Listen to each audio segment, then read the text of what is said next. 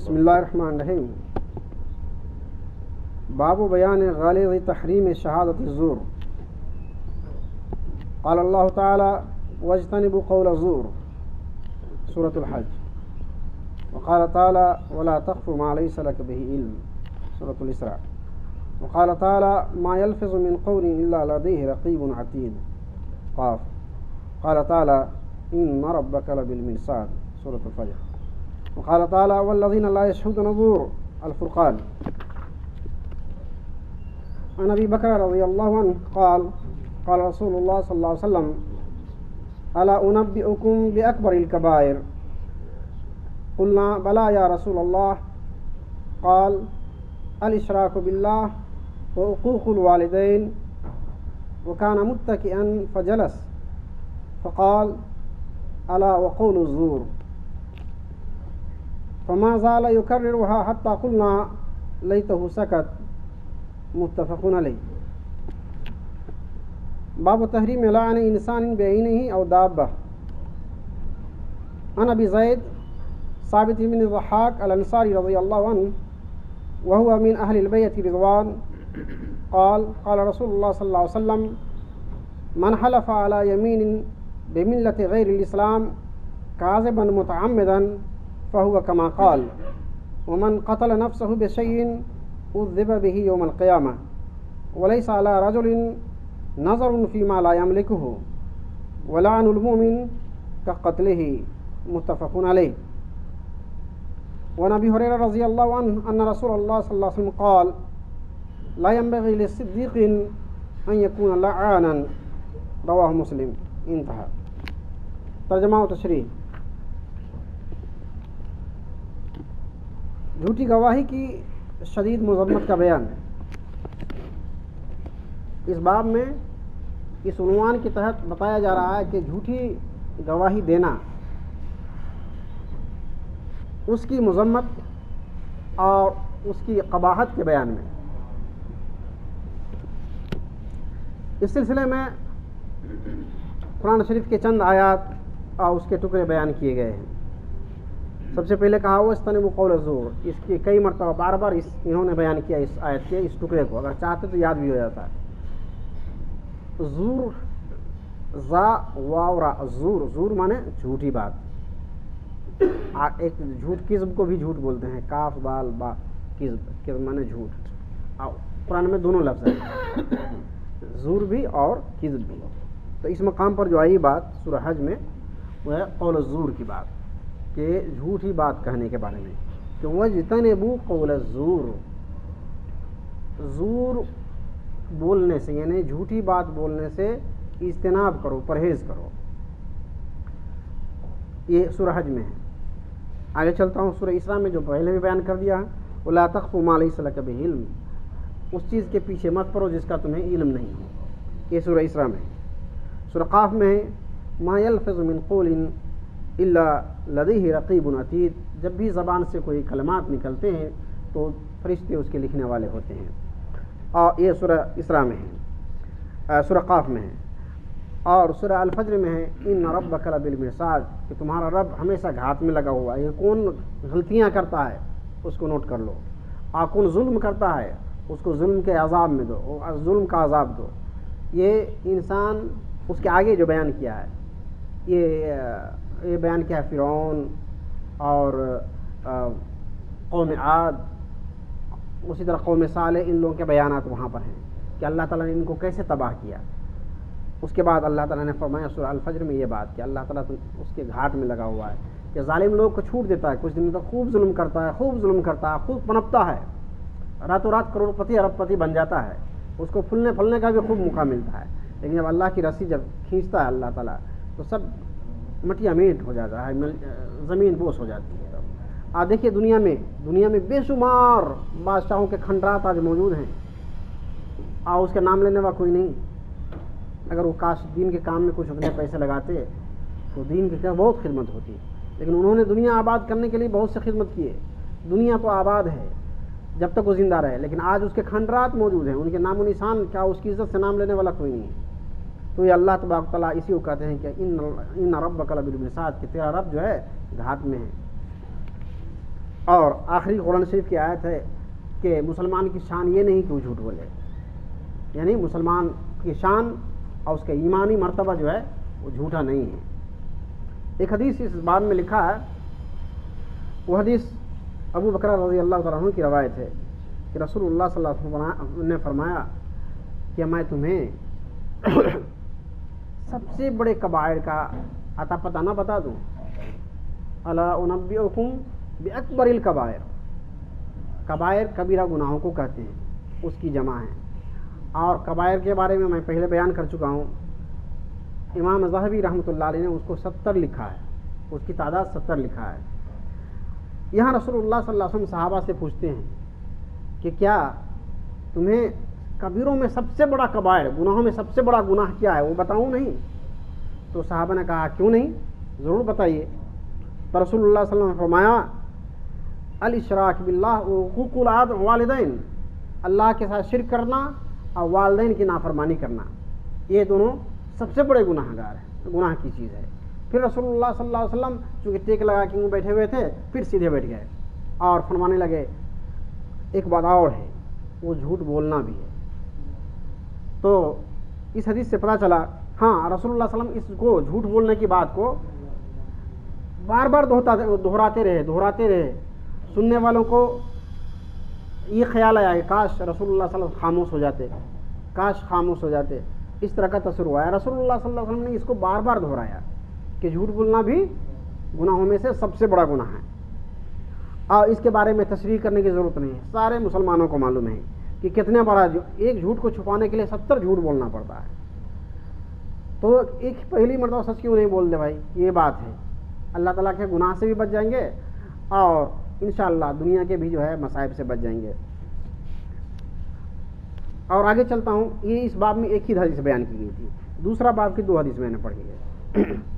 اس میں کسی متعین شخص یا متعین جانور پر لعنت بھیجنا یہ بھی گناہوں میں سے ہے۔ 2 روایت ہیں، مختصر میں بیان کر دیتا ہوں۔ حضرت ابو زید ثابت بن الضحاک انصاری رضی اللہ تعالیٰ عنہ کی روایت ہے، انہوں نے فرمایا کہ ان کے بارے میں فرمایا کہ وہ اہل بیت رضوان میں سے ہے۔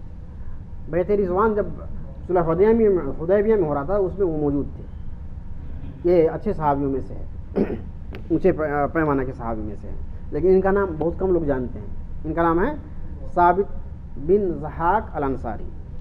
یہ فرماتے ہیں کہ رسول اللہ صلی اللہ علیہ وسلم کا ارشاد گرامی ہے، میں ذرا سا اطمینان سے اس کو بیان کروں گا۔ من حلف علی یمین بملت غیر الاسلام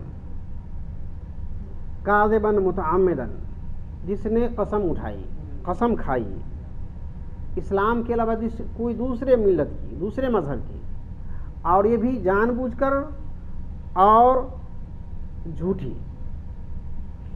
ایک بات غور کیجئے کہ ایک جھوٹی قسم ہے، جان بوجھ کے کہی جا رہی ہے، اور کھا رہا ہے قسم کس کی؟ دوسری مذہب کی، جو کوئی مثلا ہم اسلام پر ہیں، کوئی نعوذ باللہ مسیحیت کا یا کوئی نصرانیت کا، یہودیت کا یا ہندویت یا دنیا جہان کے دوسرے جو مذاہب ہیں ان کے نام لے کر اس کا قسم کھاتا ہے، تو رسول اللہ صلی اللہ علیہ وسلم فرماتے ہیں فہو کما قال، تو وہ ویسا ہی ہے جیسا اس نے کہا، یعنی وہ کافر ہو گیا، وہ ویسا ہی ہے جیسے اس نے کہا ہے۔ اس کی 2 شکل میں بیان کرتا ہوں۔ ایک شکل تو یہ ہے کہ کسی وجہ سے انہوں نے قسم کھائی، اسلام کے علاوہ، قرآن کے علاوہ، اللہ کے علاوہ کسی اور غیر اللہ کی قسم کھائی، اور دوسرے مذاہب کے، دوسرے دھرم کی، دوسرے ریلیجن کی قسم کھائی، یہ سمجھ کر کے کہ وہ صحیح ہے، تو وہ کافر ہو گیا۔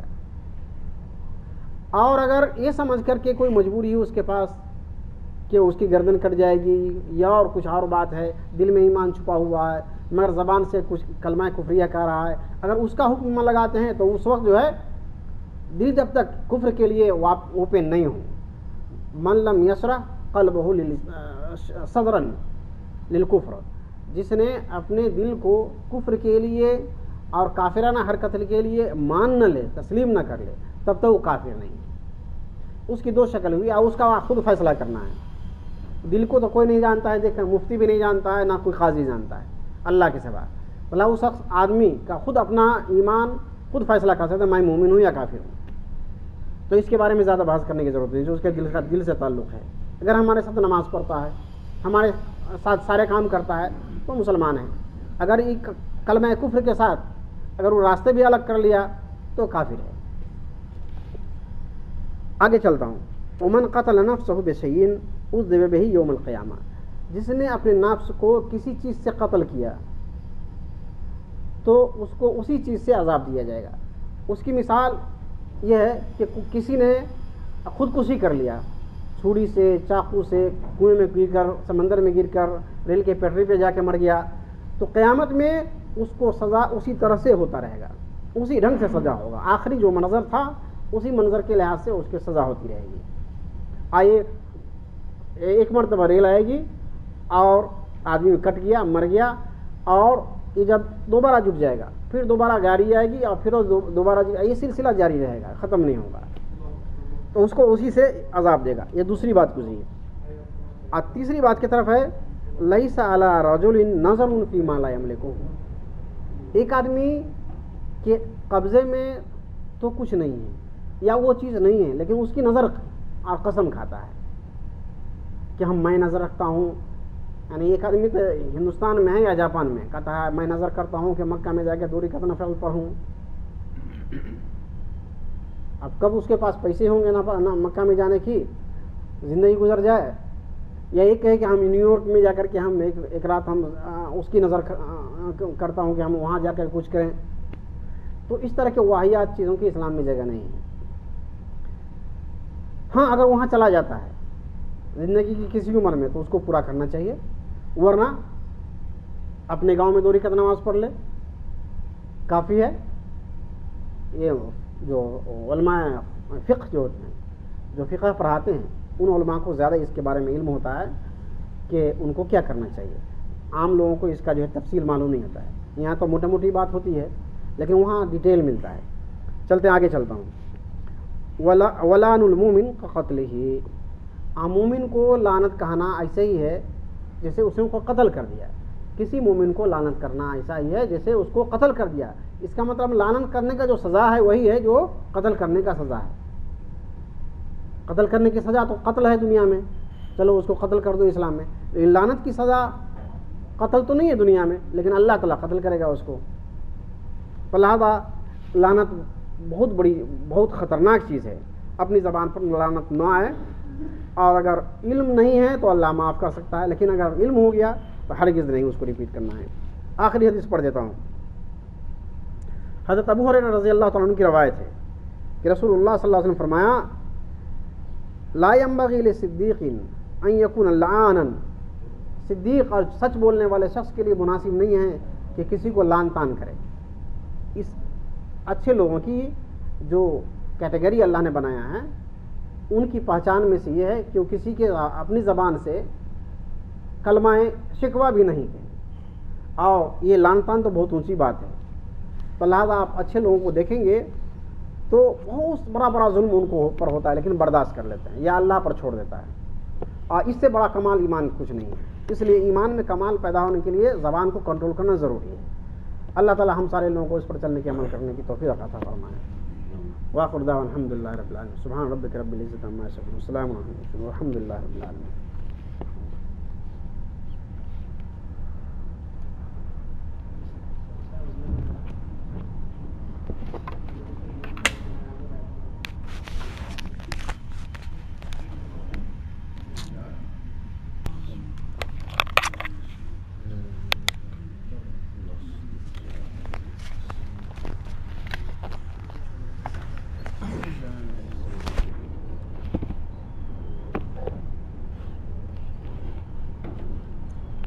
بسم اللہ الرحمن الرحیم. عن ابی الدرداء رضی اللہ عنہ قال قال رسول اللہ صلی اللہ علیہ وسلم لا يكون اللعانون شفعاء ولا شهداء يوم القيامة رواه مسلم. وعن سمرة بن جندب رضی اللہ عنہ قال قال رسول اللہ صلی اللہ علیہ وسلم لا تلعنوا بلعنة الله ولا بغضبه ولا بالنار رواه أبو داود والترمذي وقال حديث حسن. وعن ابن مسعود رضي الله عنه قال قال رسول الله صلى الله عليه وسلم ليس المؤمن بالطعان ولا اللعان ولا الفاحش ولا البذيء. رواه الترمذي وقال حديث حسن. وعن أبي الدرداء رضي الله عنه قال قال رسول الله صلى الله عليه وسلم إن العبد إذا لعن شيئا صعدت اللعنة إلى السماء فتغلق أبواب السماء دونها ثم تحبط إلى الأرض فتغلق أبوابها دونها ثم تأخذ يمينا وشمالا فإذا لم تجد مساغا رجعت إلى الذي لعن فإن كان أهلا لذلك وإلا رجعت إلى قائلها. رواه أبو داود. انتهى. ترجمہ و تشریح.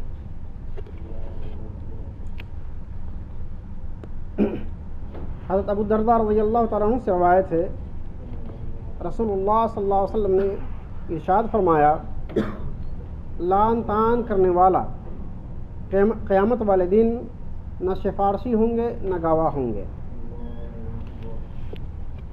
اس سے متعلق ایک حدیث پہلے گزری ہے، دو حدیث، مگر ایک کی بات کر رہا ہوں کہ صادقین کا درجہ ہے، صدیقین کا درجہ ہے، وہ لعن طعن کرنے والوں کو نہیں ملے گا. جس کے زبان پر لعنت ہے، گالی ہے، گلوز ہے، ایک صدیقین کا درجہ ہے جن کا مقام صدیقین کا اللہ نے رکھا ہے، اس کو نہیں مل سکتا ہے.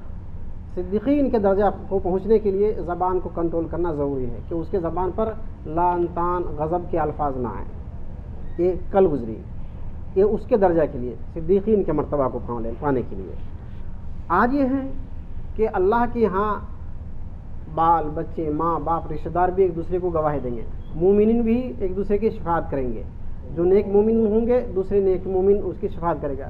قرآن بھی اس کی شفاعت کریں گا کہ یہ ہمارے لیے پڑھتا تھا، یہ ہمارے لیے وقت دیتا تھا، اس لیے قرآن شفاعت کرے گا اس بندے کے لیے اللہ کے حضور کہ اللہ اس کی شفاعت میری طرف سے کہ اس نے ہمارے لیے وقت نکال کے پڑھا کرتا تھا. اسی طرح اگر ماں باپ ہے، رشتہ دار ہے، بھائی بہن ہے، استاد ہے، ایک دوسرے کی نیک لوگوں کی شفاعت کریں گے کہ یہ اچھے لوگ ہیں، ان کی شفاعت میرے ان کے حق میں میری شفاعت مان لیجیے. اسی طرح گواہ بھی ہوں گے، ایک دوسرے کی گواہی کہ حضرت اے اللہ یا ذوالجلال والاکرام ہم گواہی دیتے ہیں کہ یہ اچھے لوگ رہے ہیں، ہمارے ساتھ مل کے نماز پڑھتے تھے، خیرات کرتے تھے، وغیرہ وغیرہ. تو اس طرح کے جو اللہ تبارک و تعالیٰ نے رکھا ہے شفاعت، ایک شفاعت عظمیٰ ہے جو رسول اللہ صلی اللہ علیہ وسلم کریں گے پوری امت کے لیے. ایک ہے رشتہ دار، دوست وغیرہ وغیرہ کریں گے اپنے لوگوں کے لیے. تو یہ جو درجہ ہے شہادت کا اور یہ درجہ ہے شفاعت کا، یہ اس شخص کو نہیں ملے گا جس کے زبان پر لعن و طعن ہے، کسی کو لعنت کرے، کسی کو طعنہ کرے، کسی کو گالیاں دے، کسی کو کچھ کرے. اس لوگوں کو بھی وہ درجہ نہیں ملے گا. یہ اس روایت کے روشنی میں ہے. آگے چلتا ہوں. حضرت سمرہ بن جندب رضی اللہ تعالیٰ عنہ کی روایت ہے کہ رسول اللہ صلی اللہ علیہ وسلم فرمایا لا تلعنوا بلعنت اللہ ولا بغضبہ ولا بالنار، کہ تم آپس میں ایک دوسرے کو لعن طعن مت کرو، لعنت مت کرو. لعنت اللہ کی لعنت ہو یا اللہ کے غضب کی لعنت ہو یا جہنم کے آگ کی ہو. ان تینوں چیز کا نام لیا گیا ہے اس حدیث میں کہ اس سے کسی کو لعنت مت کرو، کسی کو جو ہے اس طرح کی بد دعائیں مت دو. اس میں منع کیا گیا ہے. آگے چلتا ہوں.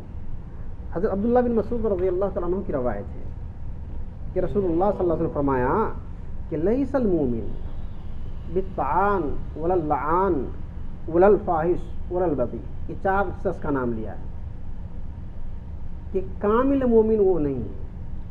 کامل مومن ایسا ایمان والا جو پختہ ایمان کا ہو، کامل ہو، وہ نہیں ہے. کون ہے چار لوگ؟ طعنہ دینے والا، دوسرے کے نسب میں اس کی ماں ایسی تھی تو اس کے باپ ایسا تھا تو لعنت طعن کرتا ہے نا، اس کے کرنے والا. ولا اللعان، ابو سے گالیاں دینے والا، اللہ کی پھٹکار کسی پر ہو، اس طرح کے الفاظ استعمال کرنے والا، اس کو بھی اللہ تعالیٰ اللہ کے رسول صلی اللہ علیہ وسلم نے کامل مومن نہیں مانا. ولا الفاحش، برائی کام کرنے والا، جو برے کاموں میں لگا ہوا، یہ بھی اس درجے کو پہنچتا نہیں ہے. ولا البذیء، آج اس کا زبان کنٹرول نہیں ہے، کھانے کے لیے کچھ تو کہتا ہے کچھ. یعنی اگر کسی نے ماں کو گالی دیا کسی کو، اس کو حق بنتا ہے کہ اس کو ماں کو گالی دے. آپ اس کے پورے خاندان کو گالی دے رہا ہے، یہ اس سے بڑھ گیا. یعنی اگر انتقام لینا جائز ہے، اگر اتنا ہی ہوتا، اگر اس میں بڑھ گئے تو انتقام نہیں، اعتداء اس کو قرآن میں کہتا ہے. تو اس لیے جو آدمی جو کا تو اگر جواب دیتا ہے اتنا تک تو جائز ہے. معاف کرنا اس سے بہتر ہے، معاف کرنا اس سے زیادہ بہتر ہے. اگر اتنا ہی کہنا ہو، برداشت نہیں ہو رہا ہے تو اتنا ہی کہنا، جتنا لفظ بولا ہے اتنا، اس سے زیادہ نہیں. تو یہی فرق ہے کہ یہ چار لوگوں کو اللہ کے رسول صلی اللہ علیہ وسلم نے کامل مومن میں نہیں مانا ہے، اس کو ناقص مومن، گھٹیا قسم کے مومن میں مانا ہے.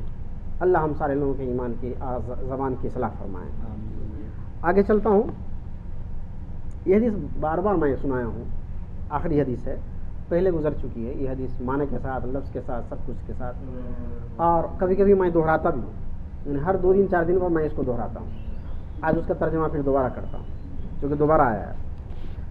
حضرت ابو الدرداء رضی اللہ تعالیٰ عنہ کی روایت ہے کہ رسول اللہ صلی اللہ علیہ وسلم فرمایا کہ بندہ جب کسی چیز پر لعنت کرتا ہے تو یہ لعنت آسمان کی طرف جاتی ہے، تو پھر آسمان کے دروازے اس لعنت کے لیے بند ہو جاتی ہیں، وہ نہیں جا پاتی اوپر. پھر وہ زمین کی طرف واپس آتی ہے تو زمین کے دروازے بھی اس کے لیے بند ہوتے ہیں. تو یہ لعنت پھر مشرق و مغرب کا سفر کرتی ہے، پورب پچھم ہر طرف، وہاں بھی کوئی اس کو نہیں ملتا ہے کوئی، تو واپس آتا ہے اس شخص کی طرف جس کو لعنت کیا گیا ہے. تو دیکھتا ہے کہ لعنت کرنے والے جس کو کیا گیا ہے وہ صحیح میں اس کا حقدار ہے یا نہیں ہے. اگر حقدار ہے تو اس کے اوپر چلی جاتی ہے، اگر حقدار نہیں ہے تو کہنے والے کی طرف واپس ہو جاتی ہے. یہ اس حدیث میں بیان کیا گیا. اس کو روایت کیا ابو داؤد نے حضرت ابو الدرداء رضی اللہ تعالیٰ عنہ کی روایت سے. اس میں پہلو جو ہے بہت آسانی کے ساتھ سب کو سمجھ میں آئے گا. کوئی لعنت کرتا ہے تو لعنت کہاں جاتی ہے؟ سیدھے آسمان کی طرف جاتی ہے. پہلے اللہ کے پاس حضور جاتی ہے، تو چونکہ اللہ کے پاس جا نہیں سکتے چونکہ آسمان دروازہ بند کر دیتے ہیں اس کے لیے، تو واپس آ کر کے جو ہے زمین کی طرف آنا چاہتی ہے، تو زمین بھی دروازہ بند کر دیتا ہے. ہمارے لیے تو کھلی ہوئی زمین ہم چلتے ہیں، لیکن اس کے لیے بند ہوتی ہے، وہ زمین پر نہیں آ سکتی، وہ ہواؤں میں گھومتی ہے. تو یہاں رسول اللہ صلی اللہ علیہ وسلم نے فرمایا کہ وہ مشرق و مغرب کا سفر کرتی ہے، پورا پچھم. اور جب وہاں بھی کوئی نہیں اس کو پناہ ملتی ہے تو وہ کہاں آتی ہے؟ جس کو دیا گیا ہے، جس کو لعنت کی گئی اس شخص کی طرف جاتا ہے. تو وہ لعنت ڈائریکٹ جا کے لگ نہیں جاتی ہے، وہ دیکھتی، چیک کرتی ہے واقعی یہ شخص لعنت کے لائق ہے یا نہیں ہے، اس نے جو گالی دی ہے اس کو یا لعنت کہا ہے اس کا وہ حقدار ہے یا نہیں ہے. اگر بے گناہ میں کسی نے گالی دے دی یا لعنت کر دیا تو وہ لعنت اس کو نہیں لگے گی، وہ لعنت واپس آ کر کے کہنے والے کی طرف جو ہے لگ جائے گی. اگر وہ شخص حقدار ہے تو اس کو لگ جائے گی. طلحہ گالی دینے سے کہیں ایسا نہ ہو کہ گالی ہماری طرف واپس آ جائے، کہیں زبان خالی کرنے سے پہلے ایسا نہ ہو کہ وہ آدمی کو نہ جا کر کے ہم کو ہی واپس آ جائے. تو اس بات کا خیال رکھنا ہر مومن کا فرض ہے. اور ہم کو اللہ کے رسول صلی اللہ علیہ وسلم نے اتنی بہترین گائیڈنس دیا ہے، شاید دنیا کی دوسری کتاب میں یہ چیز نہیں ہوگی. میں تو ساری کتاب توریت انجیل نہیں پڑھا ہوں، لیکن میں نہیں سمجھتا ہوں کہ کوئی کہیں اتنی تفصیل سے نبیوں نے سمجھایا ہو جو ہم کو سمجھایا. اور دیکھیے آپ معاشرے میں تو ہم لوگ سب رہتے ہیں، گاؤں میں ہم لوگ رہتے ہیں، شہر میں رہتے ہیں، یا کسی نہ کہیں گاؤں محلہ تو ہے جہاں ہم رہتے ہیں. وہاں دیکھیے اگر ہم فالو کر لیں اس کو، ایک حدیث کو، تو میں نہیں سمجھتا ہوں کہ مسلمانوں کو آپس میں اختلاف ہوگا. تکلیف تو ہو سکتی ہے تھوڑی بہت، لیکن اس کو بھی انداز حل کرنے کا رسول اللہ صلی اللہ علیہ وسلم فرمایا ہے. اللہ تبارک و تعالی ہم سارے لوگوں کو ہدایت دے کہ رسول اللہ صلی اللہ علیہ وسلم کے بتائے ہوئے طریقے پر چلنے کی توفیق عطا فرمائے. اللہ تعالی ہم میں جتنے موجود ہیں سارے لوگوں کے مسائل کو حل فرمائیں. اللہ ان میں جو بیمار ہو، صحت مند نہ ہو، یا اللہ اس کو صحت عطا فرما، اس کو صحت عافیت عطا فرما، اس کے شفاء کلی عطا فرما. اور ہمارے رشتہ داروں میں کوئی بیمار ہو یا اللہ انہیں بھی صحت عافیت عطا فرما، اور جو مجبور ہوں ان کی مجبوری دور فرما. واخر دعوانا الحمد للہ رب العالمین. سبحان ربک رب العزۃ عما یصفون وسلام علی المرسلین والحمد للہ رب العالمین.